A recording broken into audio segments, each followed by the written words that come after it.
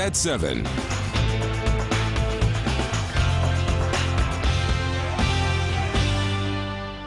Tonight, the Cardinals are in session as they're choosing the next leader of the Roman Catholic Church. Good evening, I'm Rockman Johnson. Thanks for joining us. It's Bounce News at 7. Now, the selection of a pope is a tough job, according to Vatican insiders. In fact, the old saying is that the man who goes into conclave a pope comes out a cardinal. So what politics actually go into picking a pontiff? In the politics of becoming pope, there's never been a race quite like this. The church's problems, enormous. The need for a powerful, unifying pope, never greater. We have to finish this. We have to get on with this. If we don't do this, it's over. Blow the candles out. The new pope will have to reinvigorate the church and bring its enormous bureaucracy, the curia, into the modern world. So we're talking the nuts and bolts. We're talking finances. We're talking being a good CEO. The church does not run just on Hail Marys. I mean, you know, we've got to make it work in terms of personnel and money and being effective. And I think the question is, how effective is the curia in an internet 24/7 world? From the time a cardinal becomes a cardinal, the race for pope is on. They are judged on their intellectual, religious, and spiritual heft, even their ability to communicate in Italian. Politicking done, support secured in formal settings and often in out-of-the-way and unlikely venues. This is Venerina Restaurant. It's just around the corner from the Vatican. Cardinals come here in the ones and twos. They have lunch, dinner, sometimes a little wine. It's in places like this that a lot of the heavy lifting is done. Venerina L'Abate has served meals to connected and powerful Vatican insiders for 21 years. Dozens of cardinals have been here the last couple of weeks, she says. When you're at the table, you decide things. Deciding important for many reasons, as one cardinal jokingly told her during his last meal here. When the conclave is underway, it's bread and water until a new pope is named. Now, of course, during this entire process, it's all about prayer and supplication and really getting to be closer and having a spiritual relationship. And we wanted to find out a little more about what to expect at the Vatican. And for that, we're talking to Father James Bodie. Father Bodie is the rector at St. Catherine Siena Parish. Father Bodie, you with us? Yes, I'm with you. Thank you so much for taking time to join us tonight. Tell me, what exactly are the cardinals doing behind closed doors? I know you've been to the area, you've talked to the bishops and the others that are involved in the church. What can we expect that's happening behind the closed doors there? Well, firstborn, behind the closed doors, they're in prayer, they're in silence, and they'll be reflecting on who the next pope they'll vote on individually. Now, Father Bodie, you know, there's no idea. I said earlier that there's a saying that says the man that goes in pope comes out a cardinal, which means he will not get elected. But there's everyone's betting, or not betting, but looking to see who is going to be the next pope. There has not been a pope of African descent. Could there, I know you're African American, is there a possibility for a pope from Africa, or at least African descent, or maybe even Latino to come out of this conclave? There could be a possibility. As you know, there's 115 cardinals, and any one of those cardinals can be elected by 2/3 of the vote to be the next pope. Now, at your church, how are your parishioners? Are they looking at this as a new way? Because we've had Pope John Paul and Pope Benedict and some reformers who, some people look at things and try to go back to the old school. Do they see this as a way for the church to modernize itself and maybe have to gain more members with a newer pope? Well, that's a lot you hear about that. And first of all, the pope is the vicar of Christ on earth, and he's the sign of unity in the church, and he deals with a lot of issues of faith and morals in the church, and so there's a lot of things that the new Holy Father, with the cardinals and the rest of the Catholic Church around the world, will be looking at.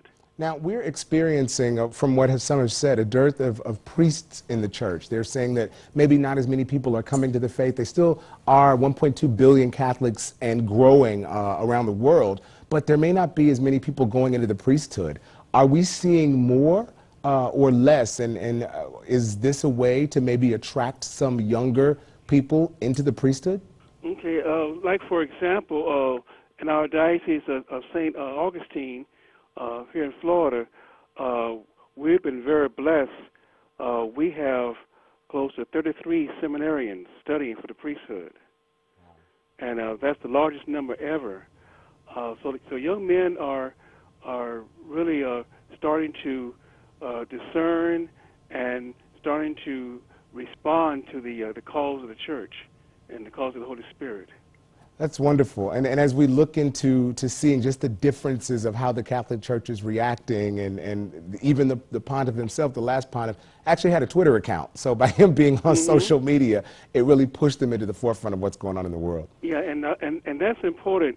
Going back as far as Pope John Paul II, he recognized the importance of the media as a tremendous evangelization to reach people, to bring the faith, to teach people faith through the modern media.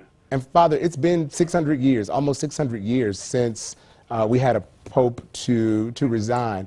And after that resignation, it was, that was to prevent a civil war. How are the faithful taking the resignation of the pontiff, of Pope Emeritus, as he's now called? They view the retirement or resignation of Pope Benedict XVI as a very humble, very holy person who put the welfare of the church ahead. And as he mentioned, he said like the strength of the individual to face these issues. So like they admire him for really taking a stand, maybe modernizing the church. Modernizing the church, and for him to look at the needs of the church and look at the church as a whole. Well, Father Bodie, thank you for giving us a little bit of insight as to what's going on in Rome. Again, Father James Bodie, the rector of St. Catherine Siena Parish. Thank you so much. Well, thank you now. Now, tonight, an elementary school refuses to speak as 20,000 Americans stand up for a 6-year-old transgendered girl. More than 20,000 people are asking for school officials to let a 6-year-old transgender girl, Coy Mathis, use the bathroom. Now, the school is refusing mediation in a civil rights case. This happened in New York, and on the phone, we were able to reach out to someone who is an expert in gender equality issues. She's a PhD at Georgia State University, Dr. Monique Moultrie. Dr. Moultrie?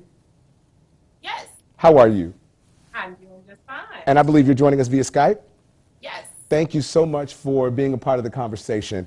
And now we're asking you, in this case, this young girl was not allowed to use the restroom, and she does identify as being a girl. How does you, in your extensive research on sexuality and gender bias and those kind of things, how is this going to psychologically affect this young lady? Well, she's going to notice the difference that's being made between her and the other students. And that's going to be a problem.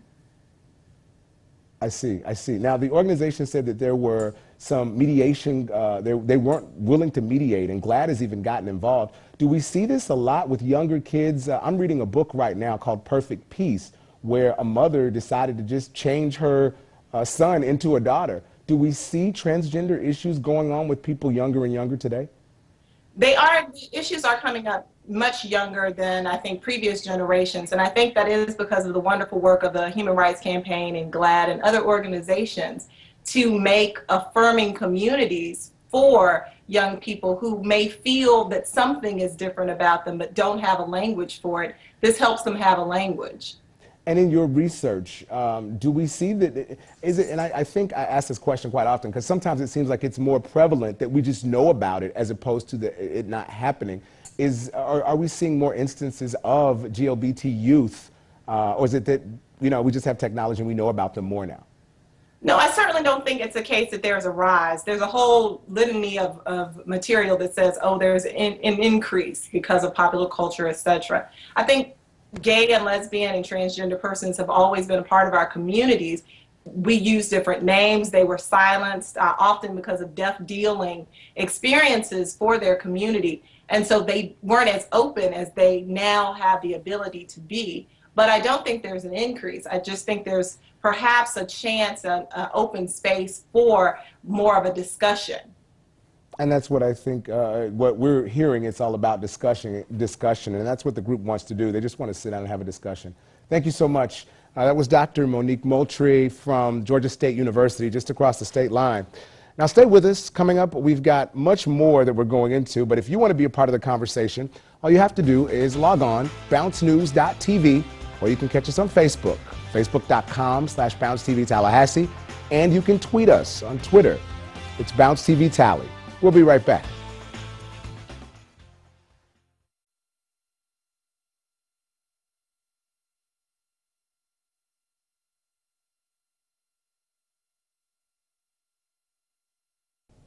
During the break, I was looking at the video at the Sistine Chapel, and I thought I saw a weft of smoke, but right now, in Vatican City, 115 members of the College of Cardinals are there in contemplation in the Sistine Chapel in hopes that through prayer and supplication, as Father Bodie said earlier, they'll be able to find out who the next pope is going to be. So we are all waiting with bated breath around the world just to see. There are a lot of rituals and things that go on in that. Now, of course, there are things happening all around the world and here locally. And for that, Mika Highsmith has a look at what she's working on for WTXL ABC 27 News at 11. And Mika, what's going on? Tell me what's happening. We are following, Rockman, a developing story out of Tallahassee. It's still unfolding. Information still coming into the newsroom tonight. Right now, we know that a man is in the hospital with life-threatening injuries after being stabbed multiple times outside of a business. Police have no suspects, and they need your help. You'll hear from a key witness who made the 911 call tonight. And Leon County commissioners deciding on whether to allow domestic partnerships. We'll take you to that meeting. Plus, remember these floods in Valdosta from 2 weeks ago? Many homes and backyards inundated with more than just water. In fact, some in a very stinky situation. Why the city could now be fine. That is a look at the stories that we're working on for WTXL, ABC 27 News at 11. Be sure to join us tonight. But right now, we're going to send it back to you, Rockman, with more Bounce News. Mika, I hope those families get that water taken care of soon. Yes, we will certainly find out tomorrow. Wow. Just ahead, we'll talk we have some other things coming up, and Your Best Life is coming soon. Stay tuned. Bounce News at 7. We'll be right back.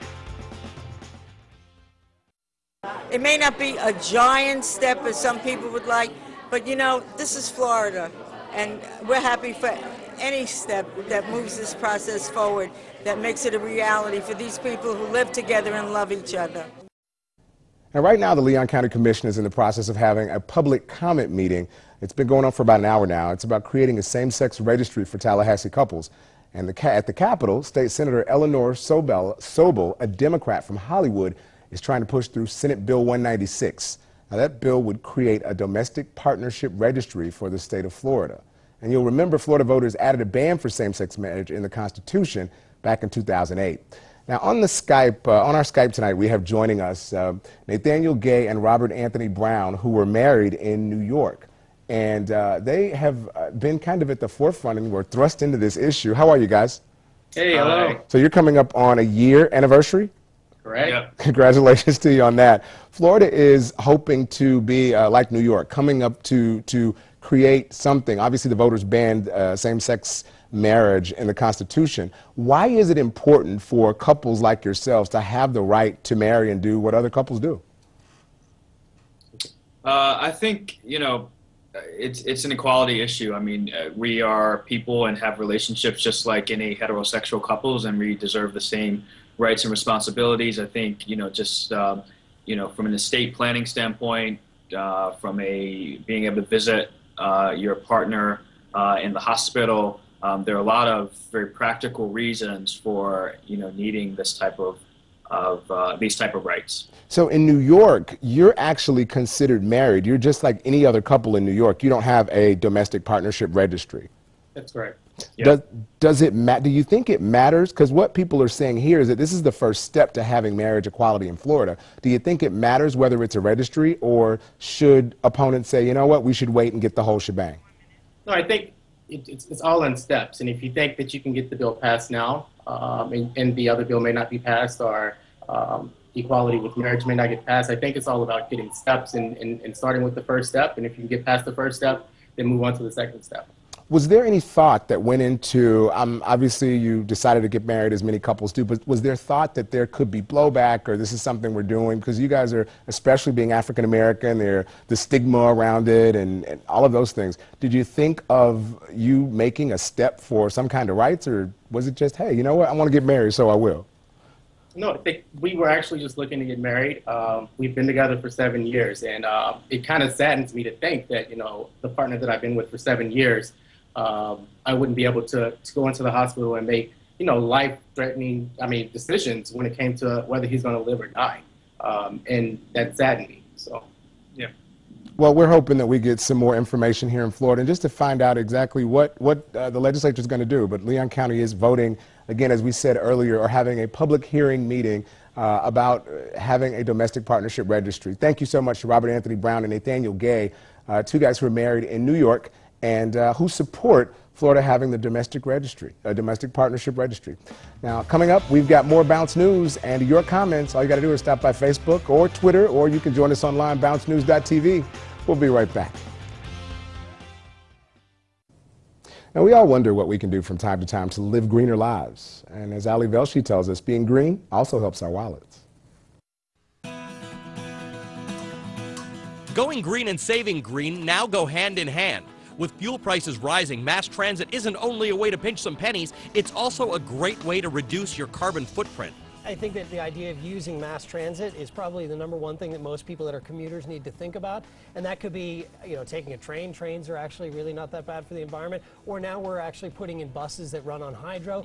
You know, or think about getting a hybrid car. Another way to save and stay green this summer? Power down. Fact is that power is still running through to appliances when they're still there. You could save up to $50 on your yearly electric bill just by unplugging appliances like your computer, microwave, and cell phone charger when they're not in use.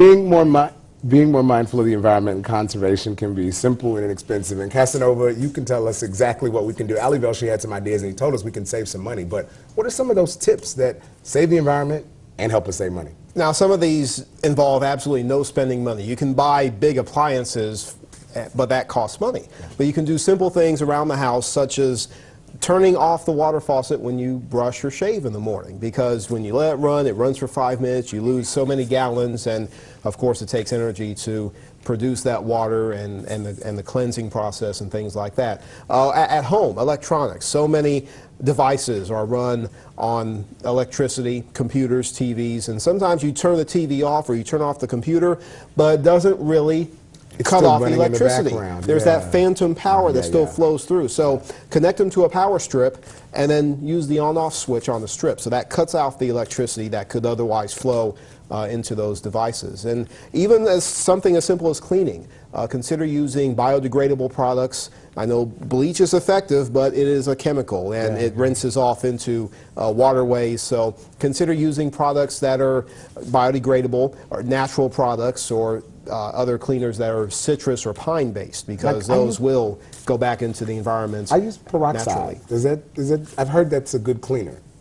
It's okay. I'm not aware of its environmental impacts, but sometimes those chemicals can break down, even though peroxide is rather basic. If you mix it with other things, that may cause other reactions, and it could linger in the environment. Go even more basic is what you're saying. Yeah, that's not a bad idea. Save money and save the environment. There you go. Thanks, Casanova. Sure. We'll be right back with more Bounce in just a minute.